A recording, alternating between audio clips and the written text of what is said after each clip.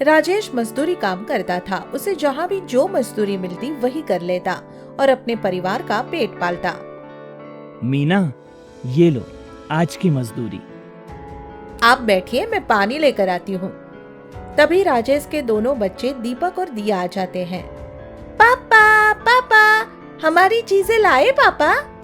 क्या चीज लाए पापा? ये लो, आज मैं तुम दोनों के लिए बिस्कुट लाया हूँ मेरे बच्चों। एक दिन राजेश मजदूरी करके घर आता है तो मीना कहती है, सुनिए, दिवाली आने वाली है, एक दो दिन कोई अच्छी सी मजदूरी कर लो तो कुछ पैसे आ जाए। सोचती हूँ दिवाली पर बच्चों को हलवा, पूड़ी और सब्जी ही बनाकर खिला दूं। कोशिश तो करूंगा ही मीना, बाकी सब भगवान के ऊपर है।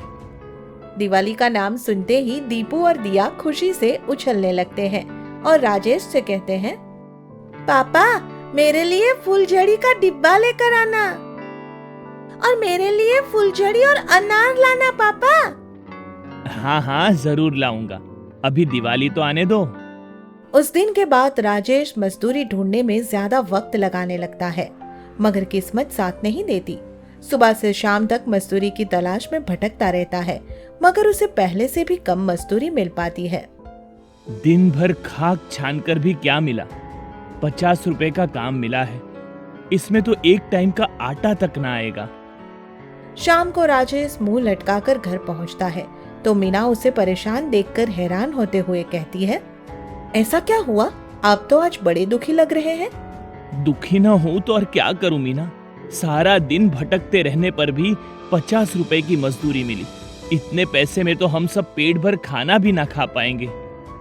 निराश मत होइए जी, आज मजदूरी ना मिली तो कल मिल जाएगी। अभी दिवाली आने में 2 दिन बाकी है। राजेश अगले दिन भी मजदूरी पर जाता है, मगर शाम को खाली हाथ ही वापस लौटता है। मीना, मुझे नहीं लगता कि इस साल हम दिवाली मना पाएंगे। मजदूरी तो आज भी नहीं मिली। अमीरचंद की घरवाली मनीषा आई थी, कह रही थी कि दिवाली आने वाली है, घर की साफ सफाई में थोड़ा हाथ बटा देना। आप कहे तो मैं चली जाऊं? इसमें ना कैसी मीना, हम गरीबों का तो काम ही मजदूरी करना है, कुछ तो मिलेगा ही। बच्चों को दिवाली पर तरसना ना पड़ेगा। राजेश के कहने पर मीना अमीरचंद के घर जाती है। मीना घर की साफ सफाई करने में लगी होती है कि तभी मनीषा कहती है, क्यों रे मीना, तेरा घरवाला तो शहर में मजदूरी करने जाता है ना? हाँ जाता तो है सेठानी। सुन, वहाँ हमारी एक कोठी खाली पड़ी है। इस साल हम वहाँ दिवाली की पार्टी करने की सोच रहे हैं। यह तो बहुत अच्छी बात है सेठानी जी। तू अपने पति से कहकर हमारी कोठी की अच्छे से साफ सफाई करा देगी। मैं तुम्हें उस जगह का पता देती हूँ। उधर राजेश शहर में मजदूरी की तलाश में एक ड्राई फ्रूट व्यापारी गुलाब सेठ से मजदूरी मांगता है, मगर सेठ उसे मजदूरी देने के बजाय उस पर अपना गुस्सा ही निकालने लगता है। सेठ कोई काम दे दो, काम मिल जाएगा तो मुझ गरीब के बच्चों की दिवाली मन जाएगी। क्यों बे, मैंने क्या तेरे बच्चों की दिवाली मनवाने का ठेका ले रखा है?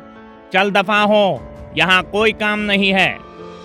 राजेश को गुलाब सेठ के व्यवहार पर गुस्सा तो बहुत आता है, मगर बेचारा अपनी गरीबी और लाचारी के कारण बस मन ही मन में बड़बड़ाता रह जाता है। कितना घमंडी सेठ है, इसके दिल में जरा भी दया नहीं और ना ही तमीज नाम की चीज जानता है। काम क्या मांग लिया, लगा खरी खोटी सुनाने। उस दिन भी राजेश निराश होकर ही घर आता है, मगर घर आते ही उसकी सारी निराशा दूर हो जाती है। ये लो अमीरचंद की शहर वाली कोठी का पता, और कल जाकर उसकी कोठी की साफ सफाई कर देना। शाम को दिवाली की पार्टी करेंगे वो लोग। मीना की यह बात सुनकर राजेश की खुशी का ठिकाना नहीं रहता। वह अगले दिन अमीरचंद की कोठी पर पहुंचकर साफ सफाई में लग जाता है। दोपहर के बाद का समय था कि तभी सामने वाली कोठी से किसी औरत की चीख सुनाई देती है, बचाओ बचाओ, कोई मेरे मोहन को बचाओ। यह आवाज सुनते ही राजेश उस कोठी की तरफ भागता है और देखता है कि स्टोर रूम में आग लगी है और उसमें एक बच्चा फंसा है। माँ, माँ, मुझे बचाओ माँ। तभी राजेश की नजर एक कंबल पर पड़ती है और वह उसे ओढ़कर आग में घुसकर बच्चे को बचा लाता है। बच्चे को बचाने में उसका एक हाथ बुरी तरह जल जाता है। आपका हाथ तो बुरी तरह से जल गया है। पर बच्चा तो बच गया है ना। मैं आपका ये एहसान कभी नहीं उतार पाऊंगी। आज दिवाली के दिन आप तो मेरे घर भगवान के अवतार बनकर आए हैं। आप नहीं होते तो मेरा बच्चा नहीं बचता।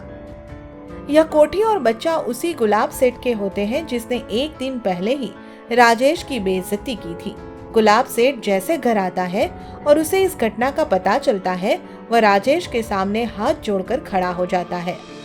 मुझे माफ कर देना भाई, आज आपने मेरे बच्चे की जान बचाकर मुझ पर बहुत बड़ा एहसान किया है।